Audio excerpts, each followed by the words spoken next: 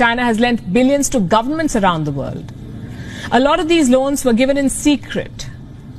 We're calling them China's hidden loans. And they're burning a hole in the pockets of the borrowers. If China's economy collapses, these countries will all suffer. And that's just part of the problem. Hidden debt hurts all of these countries. Let me give you the example of Indonesia here. Indonesia wanted to build a railway line, so it borrowed money from China. It was a very bad idea. Indonesia is learning the hard way. It took $4.5 billion from China for this railway line. The project was launched in 2015. 6 years later, the cost of the project has shot up to well over $8 billion, from $4.5 to $8 billion, almost double of what was initially agreed. Now, what do? You cannot abandon the project midway. So Indonesia is dipping into its own state budget to pay for this railway line. And this could be just the beginning of its troubles. Most of the money Indonesia has borrowed from China is off the books. It is hidden debt. It is not reflected in official books. Officially, Indonesia owes China close to $5 billion. Unofficially, Indonesia reportedly owes China close to $23 billion. That's $18 billion of hidden debt. 78% of Indonesia's debt to China is hidden. Who took these loans? Indonesian government entities. And these are very risky borrowings. The loans were given without sovereign guarantees, meaning if the borrowers go bankrupt, the Indonesian government will face pressure to bail out. They will have to pay that money. It's a trap.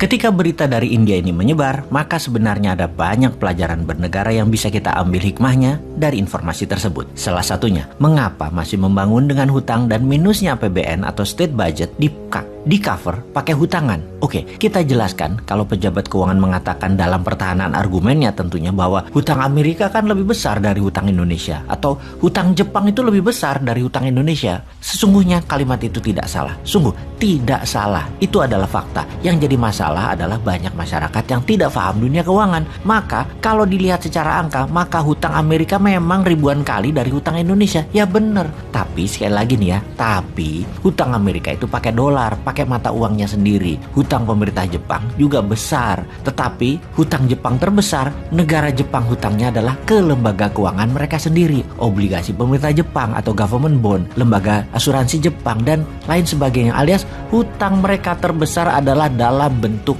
yen. Sementara hutang Indonesia adalah pakai mata uang asing, terutama dolar. Inilah mengapa kita harus mengubah cara bernegara di dalam nomenklatur keuangan negara. BI bukan lembaga tertinggi penerbit uang. Saat ini, masa pemerintah ngutang ke BI, jadi kesannya negara kurang uang. Sahabat, negara itu tidak pernah kekurangan rupiah. Harusnya BI yang pinjam ke negara. Jadi bukan surat hutang negara namanya, tapi surat hutang pemerintah atau government bond. Kalau sekarang negara ngutang ke BI, coba bayangkan, kok negara ngutang sih? Negara itu kaya. Oke lah, kita nanti detailkan pada saat New Mind pegang mandat. Kembali ke pemikiran negara harus ngutang jika APBN minus, juga dalam membangun harus berhutang, seperti kantor berita India laporkan tersebut. Kita berikan ilustrasi pakai bahasa sederhana, bahasa bisnis sehari-hari dari pengalaman pribadi. Tujuannya agar sahabat mengerti banyak sudut memahami bagaimana berhutang, mengapa di otak pejabat negara hutang itu penting, dan lain sebagainya dalam sebuah serial pembahasan. Dalam laporan media, banyak ghost town di Tiongkok. Apa itu kota hantu?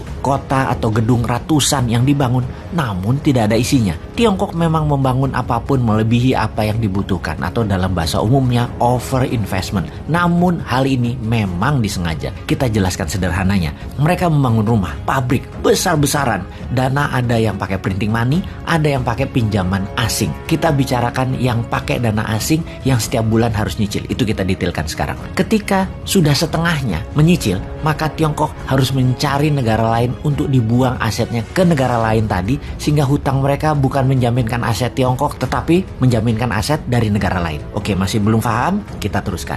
Katakan Tiongkok pinjam dolar Amerika dengan jaminan proyek mereka di Tiongkok. Mereka perlu dolar karena dolar mata uang multi currency yang berlaku di 97% negara dunia dan menjadi alat bayar 70% transaksi dunia. Cara mengambil dolar adalah dengan meminjam dolar dan menjaminkan aset negara. Misalnya, perumahan yang jumlahan ribuan tower itu. Di sini dolar masuk ke Tiongkok, membuat devisa Tiongkok naik atas dolar. Lalu Tiongkok mulai membangun. Setelah membangun di dalam Tiongkok yang asetnya kekunci tadi harus membangun ke negara lain. Sekali lagi, harus membangun ke negara lain. Nah, Karena itu Tiongkok punya 3 cara untuk menaklukkan sebuah negara yang telah Bosman ulang-ulangi ceritanya berkali-kali. Setelah takluk, maka negara yang pejabatnya terbeli, medianya terbeli, dan politikusnya terbeli, mulailah dikendalikan negara tersebut. Disuruhnya membangun, dibangunin tepatnya, dan untuk proyek manapun harus bayar pakai dolar Amerika. Ini sebagai modal mereka bayar hutang dolar dan memenuhi kebutuhan dolar Tiongkok. Negara tersebut bahkan harus over investment. Katakanlah negara tersebut adalah Papua Nugini. Jalan tol, jembatan, rel kereta api keliling Papua Nugini, 3 lapis kalau perlu, pelabuhan udara, pelabuhan laut, bangun kota, pusat industri, dan pusat ekonomi, bahkan ibu kota kalau perlu dibangun baru.